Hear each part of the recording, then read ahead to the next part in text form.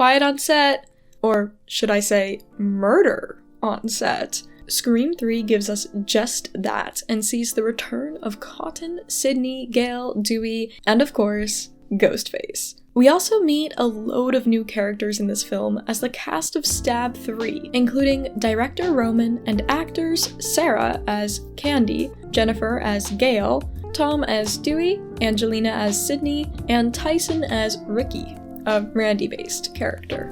With a deepening Maureen Prescott lore, Hollywood creeps, and shockingly fatal stabs to the back, who could survive Ghostface this time around?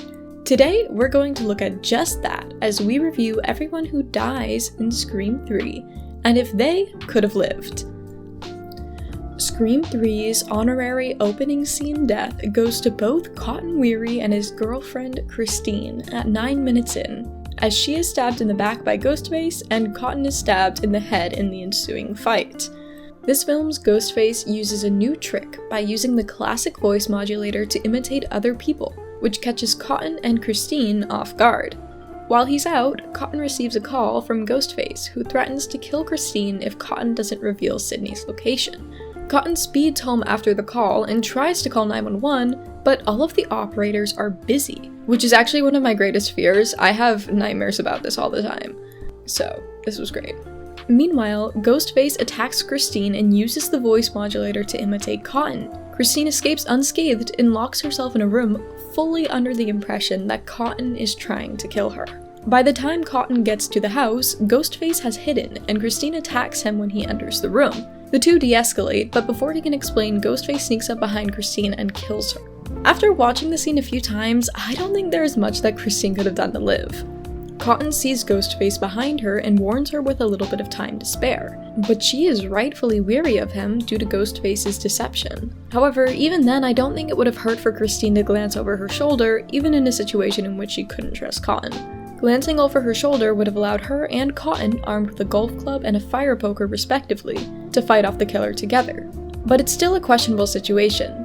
When warning her, Cotton gets closer to Christine, so she hits him in the head with her golf club. And at that point, there's nothing she can do. During the swing, she lets go of the club, and by the time Cotton can warn her a second time, Ghostface is plunging a knife into her back. Since the one stab kills her, I'm going to say Christine's death is slated. Right after Christine is stabbed, Cotton scrambles to get up, but before he can use the fire poker in his hand as a weapon, Ghostface slashes his arm, disarming him. Cotton then makes a smart move and knocks a bookshelf onto the killer. However, shortly after, he makes a not-so-smart move and reaches for a golf club right next to the bookshelf, allowing Ghostface to push the bookshelf up and knock Cotton over. After that, Cotton is fatally stabbed. In this position, there are only a few objects within Cotton's reach, including a lamp, a vase, and some boxes. He could have tried reaching around to throw something at the killer, but at this point, he's been struck in the head twice, and his position would not allow him to easily see the objects at his disposal. I do not think that there is much Cotton could have done once knocked on the floor, so let's turn our attention to the moment before. The only other shot at survival that Cotton seems to have comes right after he pushes the bookshelf on top of Ghostface. Instead of reaching for the golf club, he could have run into another room to grab a different weapon or to run onto the street for help. In this particular fight-or-flight situation, I definitely would have fled. But Scream 2 makes it clear to us that Cotton is a more outwardly aggressive person. Because of this, I don't think he would have fled, which leaves his death slated. The next to die, at 28 minutes in, is Sarah. After being left alone in Roman's office, she gets a call from someone who sounds like Roman, but may or may not actually be Roman. The two go over Sarah's lines on the phone, but the man on the phone changes them at the end and uses the Ghostface voice modulator to threaten Sarah. She then leaves the office and tries to go outside, but sees a figure at the door and enters the costume room instead. This puts her in a frightful yet iconic situation as the room is filled with racks of Ghostface costumes. She then calls the studio number to get a hold of security, but instead of opening with what to do in an emergency, the automated response goes through all options, with the instructions for reaching security being at the very end. Then, she enters a fight with Ghostface, in which they end up in the prop room. Now, this is a bit of a tricky scene to analyze because Sarah has many items at her disposal, but most if not all of them are flimsy props that would not help her against the killer's real knife. After defending herself for a little bit, Sarah is pushed through the window of a door and is fatally stabbed in the back before she can get up.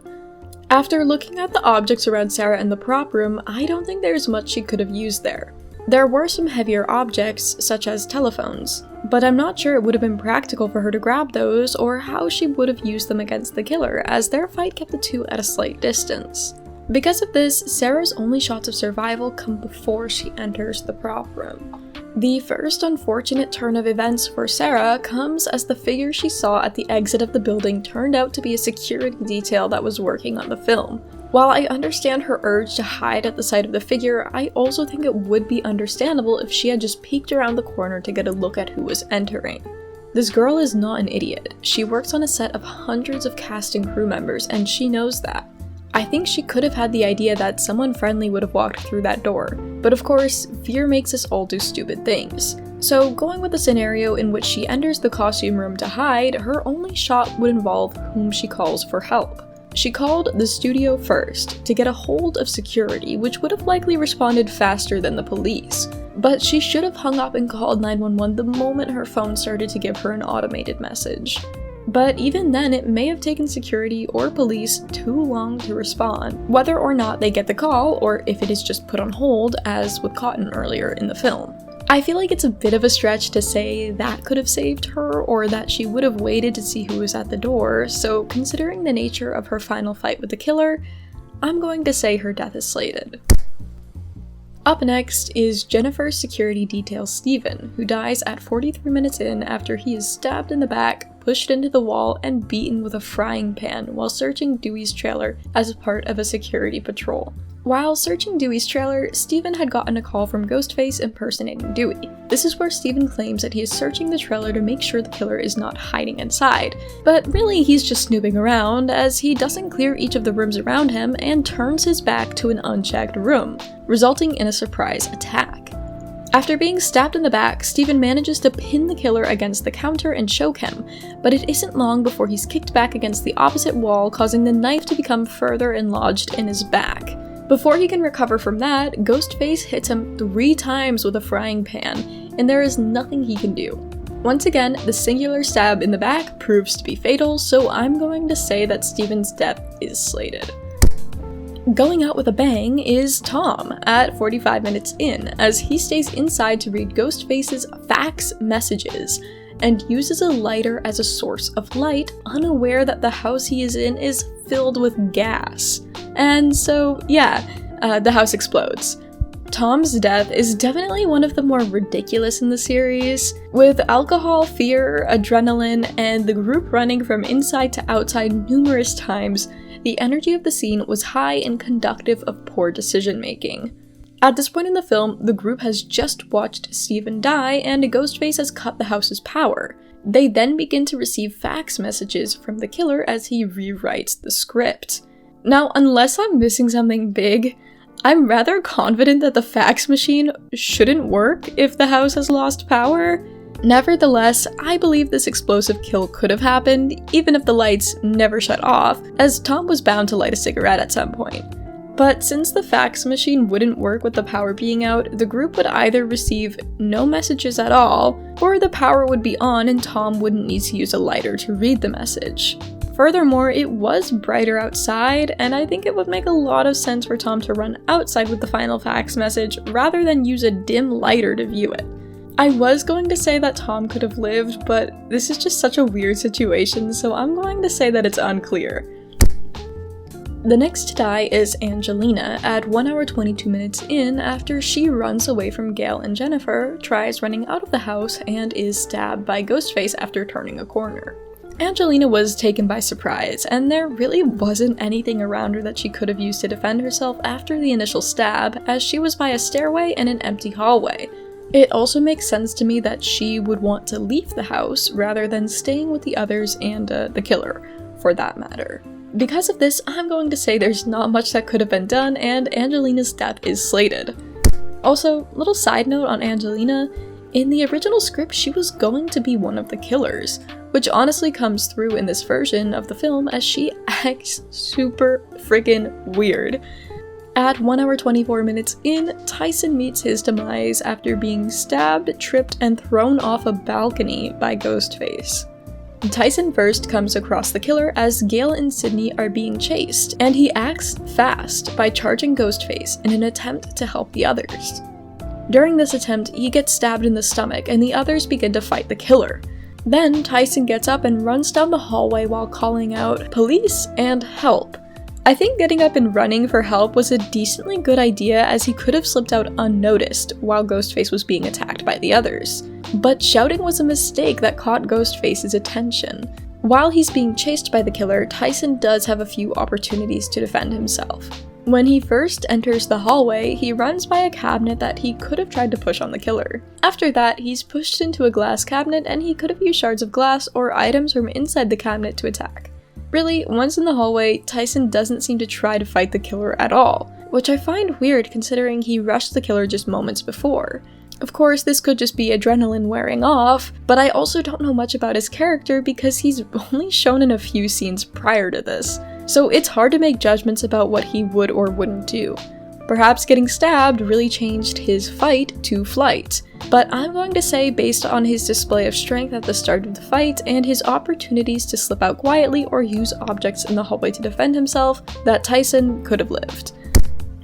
Jennifer is next at 1 hour 25 minutes in after slipping into a secret closet back room with an incredibly creepy one-way mirror facing the bedroom and being stabbed by Ghostface.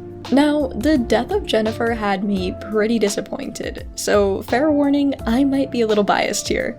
I didn't really like Jennifer at the start of the film, but by the time of her death, I loved this girl.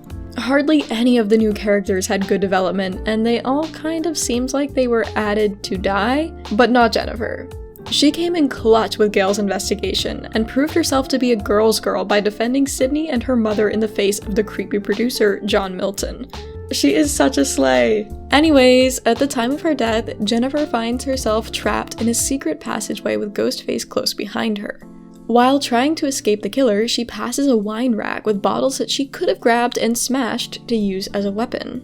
Right before she passes the bottles, she intentionally knocks over some chairs to slow the killer, so she clearly has the state of mind to be looking for weapons or ways of escape. Eventually, she ends up on the window side of some one-way mirrors and can see Dewey on the other side, so she bangs on the glass for help.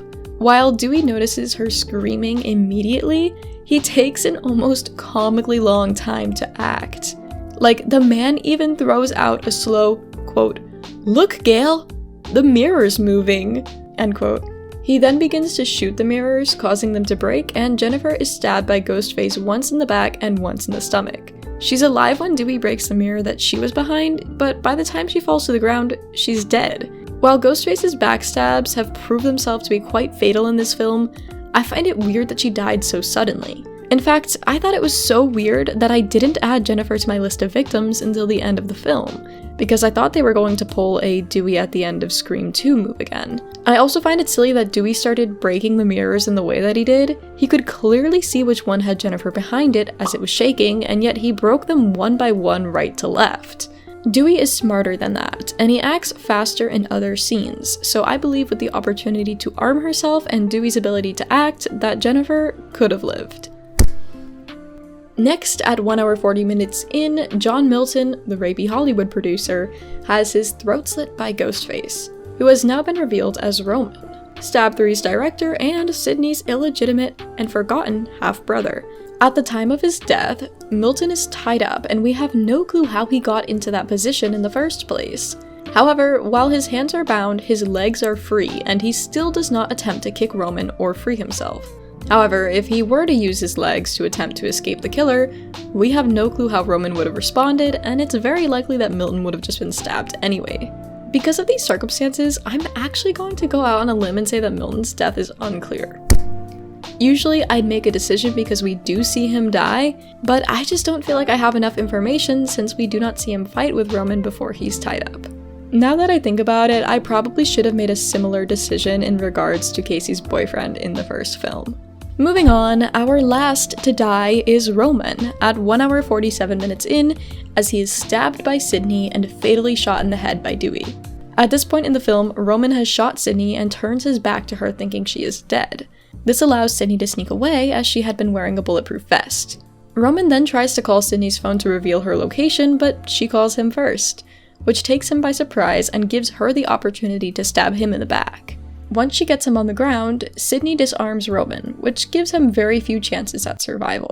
The two then spend a little bit of time talking, so Roman has some time to try and push her off, but he seems rather tired, both physically and mentally. He says that he still needs to make his movie, and Sidney stabs him in the chest. The two then have a moment? I'm not exactly sure how to attribute this moment, but it's almost a moment of solidarity, as they hold hands and Roman's life fades away. Despite the line about finishing his movie, it really seems that Roman is ready to accept defeat. But then, of course, he pops up a few moments later for one last jump scare and Dewey shoots him dead in the head. Because Sidney takes him by surprise and immediately gets him down and disarms him after stabbing him in the back, I do not think that there is much that Roman could have done, leaving his death slated. All in all, Scream 3 leaves us with 10 kills. Of the dead, 6 were slated, 2 were unclear, and 2 could have lived.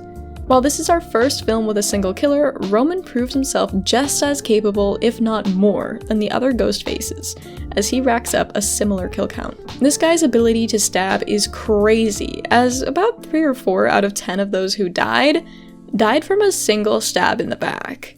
There wasn't much hope for these characters, but the fact that many of them seemed to exist to die made for some weird or sloppy kills. Anyways, thank you all for watching today's video. If you have any thoughts to add or movies you'd like me to take a look at next, leave a comment below. Also, please consider leaving a like and subscribe to support me. As always, be good people, love others, and take care of yourselves. Peace.